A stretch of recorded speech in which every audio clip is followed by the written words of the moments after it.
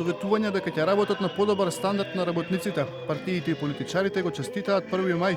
Од кабинетот на претседателката Гордана Селјановска-Давкова порачува дека мора да се слушне гласот на работниците, да се почитува синдикалното организирање и правото на штрајк, но и да се негува социјалниот диалог. Во пораката до граѓаните, претседателката вели дека денеска им даваме заслужена почит и признание на генерации работници кои дале голем придонес во создавањето и изградбата на државата.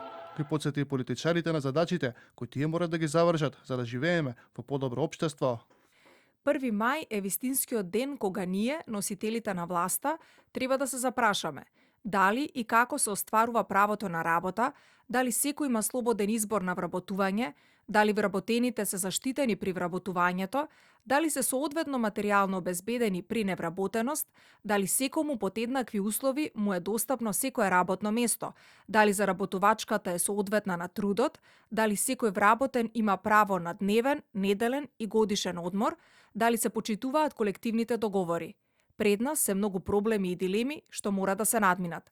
Социјалната правда не сме да се применува селективно, ниту да се перцепира како недостижен идеал. Од владачката ВМРО ДПМН вела дека и во иднина ќе продолжат да работат на подобрување на стандардот на граѓаните. ВМРО ДПМН останува посветено на создавање нови економски политики кои ќе овозможат отварање на нови работни места, подобрување на стандардот и креирање општество во кое секој граѓанин ќе има можност за напредок и просперитет. И претседателот на СДСМ, Венко Филипче, порача дека партијата од секогаш била на страна на работниците и кога била на власт и сега како опозиција. Додека бевме на власт се боревме за покачување на платите, за подобри услови за работа, за сигурност и почит кон секој работник. Сега и во опозиција продолжуваме со таа борба.